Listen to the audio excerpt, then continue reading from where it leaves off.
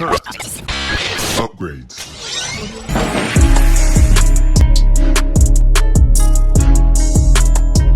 Welcome back, ladies and gentlemen, to another JVS movie review brought to you from the Toronto Film Festival.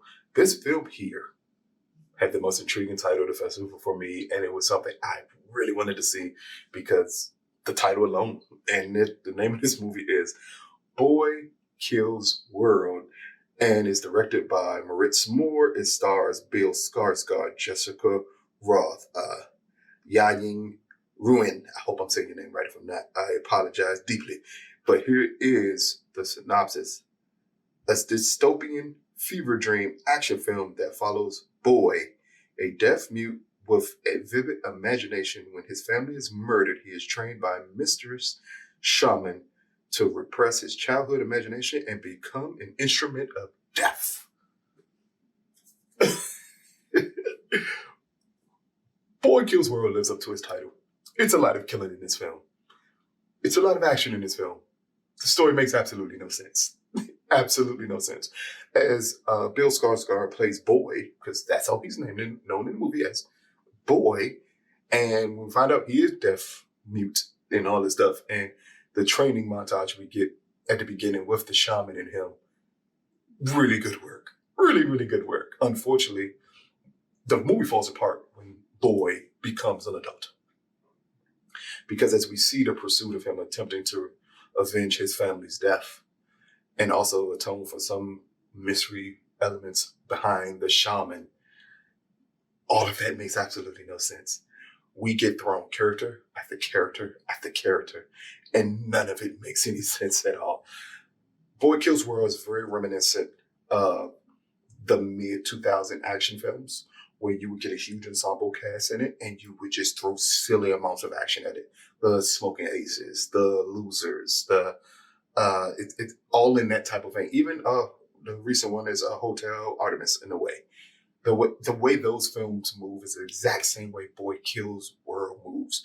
What you're intrigued about is the boy's story and him attempting to avenge his family's murder. But unfortunately, for the first two acts in this film, that is not enough to make you care what's going to happen with the boy or what's going to happen with the plot. None of that makes any sense at all. By the time we get to the third act, it is a big twist in this film. And the twist is great. On so many levels, the twist in this film is great. But with the twist, it leaves way too many questions on how did we get to that point. And because it leaves too many questions on how did we get to that point, it kind of makes the twist undeserved no matter how good the twist is. And that's the issue with Boy Kills World, is that the plot is weak. The story is weak. None of the performances are good. But the action is great. But action alone can't propel you past this story. And because it can't propel you past this story, it leaves you wondering exactly what you're watching here. Granted, it lives up to the title, Boy Kills World. So there's a lot of killing in this film. But at one point in time, you want some form of emotional connection to everything that the boy is going through in this film. And we don't get that. And when you don't get that emotional connection for what the boy is going through in the film, it leaves you to either imagine what could be happening here, or it just takes you completely out of the film. And for me, it took me completely out of the film as I was waiting for a big reveal, waiting for something to make these characters feel more realistic. But we don't get that in this film. Instead, we are left with what feels like an extremely pointless action film with a great twist that's not deserved, but still leaves you wanting more. That's the best way to put it here. Now, Moritz Mohr, he does a great job at setting up action in this film. This film looks good also. Like, cinematography-wise, this film looks beautiful. I absolutely can tell. You can tell the money spent on this movie as you're watching it. Not that it had a huge budget, but you can tell at least the money spent was spent well with the shots, with the cinematography, with the score even of this film. But the issue is, and the problem with this film is, you do not care about anybody in this story because none of it's developed enough to care about it.